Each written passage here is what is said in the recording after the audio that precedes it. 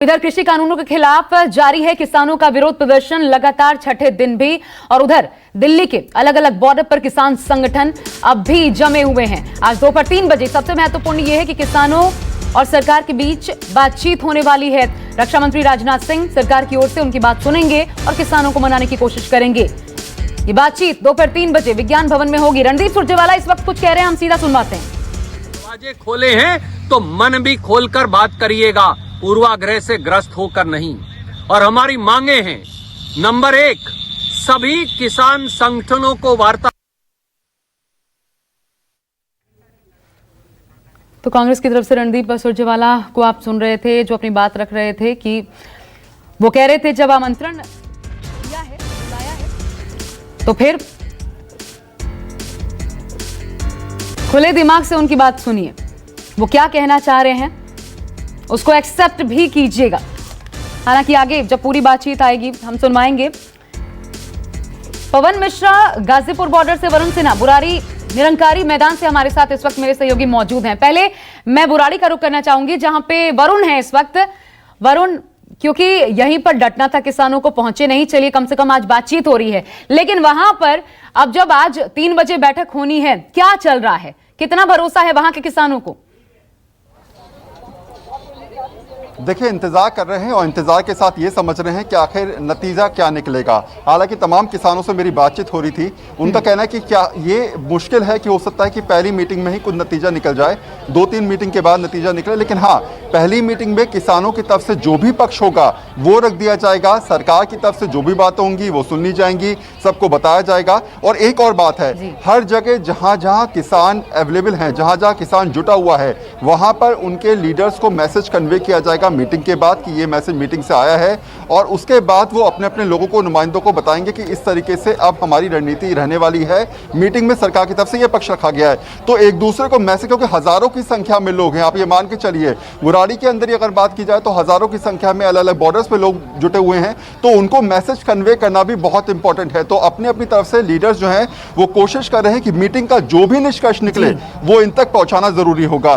फिलहाल 3 बजे मीटिंग है, उस मीटिंग को लेकर आप लोगों की सोच क्या है और कितने ज्यादा जो है वो आप सोच के चल रहे हैं कि नतीजा निकलने वाला है? हमको कोई आस नहीं है अभी नतीजा निकलने वाला है हमको, क्योंकि पहला भी मीटिंग हो चुकी है। क्योंकि एक पास से देश का प्रधानमंत्री कह रहा है कि ये अच्छे बिल हैं, और दूसरे पास से हम डटे हुए हैं, जितना ਚਿਰ ਇਹ ਬਿੱਲ ਪਾਸ नहीं ਹੁੰਦਾ ਅਸੀਂ ਇਸ ਨੂੰ ਸੰਘਰਸ਼ ਨੂੰ ਜੋ ਸਾਡੇ ਨੁਮਾਇੰਦੇ ਗਏ ਜਾਣਗੇ, ਮੀਟਿੰਗ में जाएंगे ना जाएंगे उनके निर्भर है। पर ਅਸੀਂ ਇਸ ਜੋ ਸਾਨੂੰ ਸੰਦੇਸ਼ ਸਾਡੇ ਆਗੂਆਂ ਕਾ ਆਏਗਾ, ਅਸੀਂ ਉਸ ਦਾ ਸੰਦੇਸ਼ ਕਬੂਲ ਕਰਕੇ ਇਸ ਸੰਘਰਸ਼ ਨੂੰ ਹੋਰ ਤਿੱਖਾ ਕਰਾਂਗੇ, ਇਸ ਨੂੰ ਹੋਰ ਅੱਗੇ ਲੈ ਕੇ ਜਾएंगे। अच्छा, ये कहा जा रहा है कि जो पिछली बार की जो कमेटी थी उन्हीं तमाम 32 लोगों को बुलाया गया है, और इसमें यह भी कहा जा रहा है कि वो लोग आपको शाम तक मैसेज कन्वे करेंगे।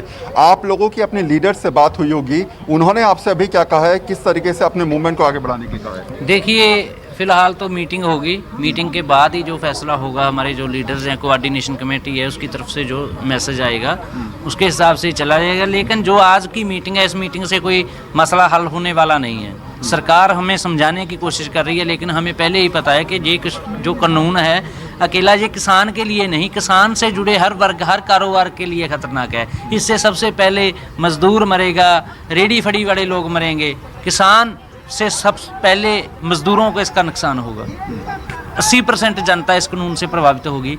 हमें ये बात समझ नहीं आ रही कि सरकार की मजबूरी क्या है, प्राइम मिनिस्टर की मजबूरी क्या है कि ये बिल है जो हमारे पे क्यों थोपना चाहते हैं। ये इंतजार है, और शायद यहाँ पर बैठा हुआ हर किसान अपने मोबाइल पे, ये सामने टीवी लगा रखा है, वहाँ पर न्यूज़ के जरिए अवेयर देख रहा है किस तरीके से आने वाले टाइम में क्या एक्टिव होती हैं चीज़ें। दूसरी बात, नजरें भी हैं 3 बजे की मीटिंग पर, और हर अपडेट के साथ एक दूसरे से बातचीत भी की जा रही है। एक और बात मैं छोटी सी कहना चाहूँगा कि जब आप किसी आंदोलन में जाते हैं और किसी चीज़ को आगे बढ़ाते हैं, तो ऐसे में हर खबर पर आपकी नज़र होती है। और शायद यही किसान जो है वो लगातार हमसे पूछता नजर आ रहा है, मोबाइल पर अपडेट देखता हुआ नजर आ रहा है कि आने वाले समय में, यानी कि इतने घंटे के साथ साथ क्या क्या चीजें और ज्यादा डेवलपमेंट इस खबर पर हो रहा है। चलिए, उम्मीद नहीं है कह रहे हैं एक, और दूसरी तरफ सुगबुगाहट भी है। ये अच्छी बात है, क्योंकि कहीं ना कहीं एक कोने में तो उम्मीद लगता है ऐसी बातों से कि जरूर है।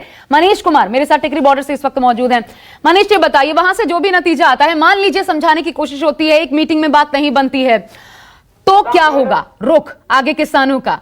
क्या क्योंकि बातचीत होनी शुरू हो गई है, यहां से हटेंगे किसान, या पूर्ण निवारण जब तक नहीं हो जाता तब तक डटे रहने का प्लान है? ਇਹ ਵੱਡੇ पद्धर ਤੇ ਭੁੱਖ ਮਰੀ ਜਿਹੜੀ ਆ मोदी सरकार फैलाना चाहती है। दूसरा कानून देखिए आशा आपको बता दें, तमाम जो किसान यहाँ पे जुटे हुए हैं उनको पता है, उनको इस बात का है कि 2 दौर की बातचीत हो चुकी है, तीसरी दौर की बातचीत है, तो आज सीधा किसी कंक्लूजन पे निकल जाएगा ये बैठक। सबको इस बात की आशंका है, उनको लगता नहीं कि आज पूरा इसका निदान निकल आएगा। लेकिन आपको ये जरूर है कि आज जब रक्षा मंत्री राजनाथ सिंह की अध्यक्षता में ये बैठक होगी, कृषि मंत्री होंगे, संभवतः रेल मंत्री भी होंगे, ये भी कहा जा रहा है सूत्रों के हवाले से कि शायद गृह मंत्री भी उसमें पहुंचे, लेकिन ये भी स्पष्ट नहीं आशा।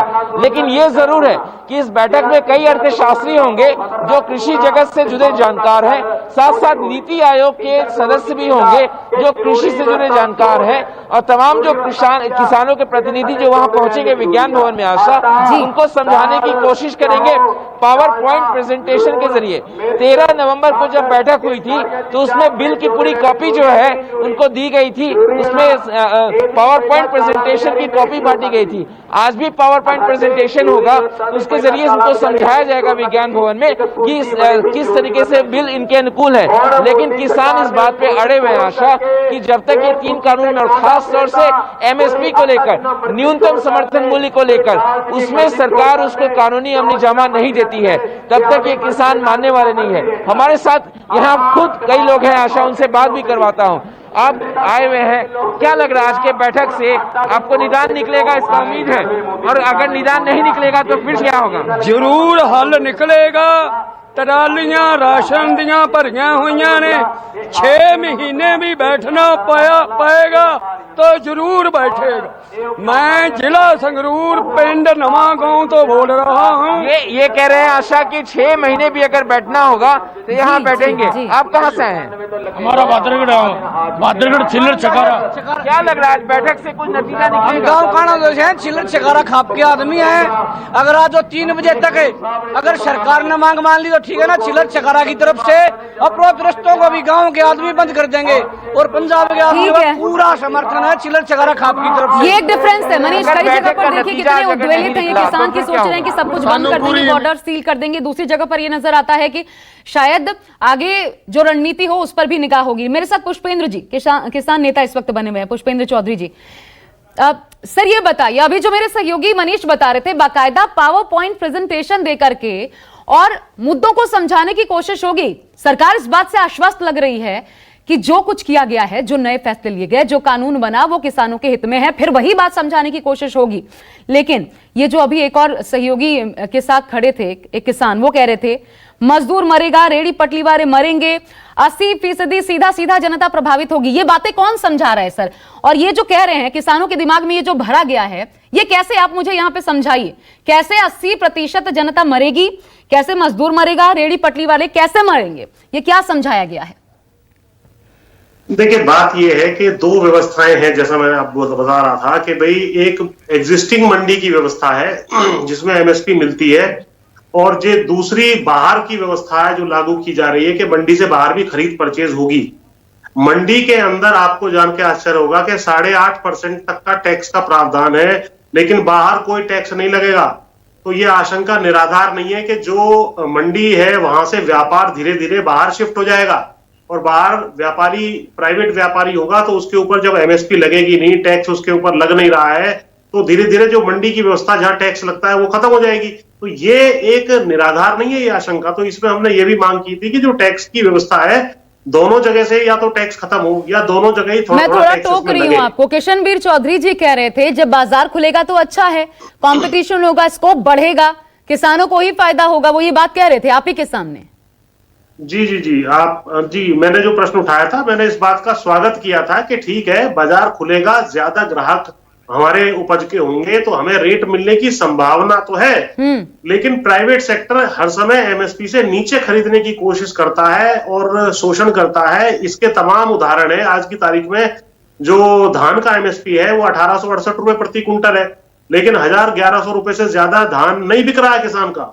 मक्का का 1700-1800 रुपए का रेट है, 800-900 रुपए में मक्का मुख्य रूप से, जैसे बिहार उत्पादन ज्यादा होता है मक्का का, वहां वो बिकी है।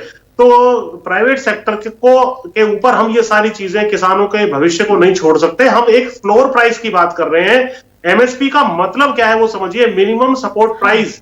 यानी उससे ऊपर कहीं बिकता है किसान का तो किसान बेच ले, लेकिन यदि नहीं बिकता है तो ये प्राइस तो कम से कम फ्लोर प्राइस है, ये तो किसान को मिलना ही चाहिए, ये वायदा सरकार की तरफ से होता है। ठीक है। लेकिन क्योंकि सरकार सारा माल नहीं खरीद सकती है, तो वो फ्लोर प्राइस ही प्राइवेट सेक्टर पे भी लगा दिया जाए, ये मांग मुख्य मांग है। 90% जो वेटेज है इसी मांग का वाजिब मांग है, और क्या इस एक मांग से बात नमस्कार, मैं हूं मानव गुप्ता।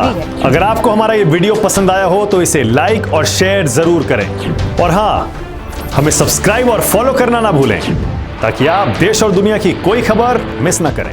तो जुड़े रहिए हमारे साथ और देखते रहिए News 24।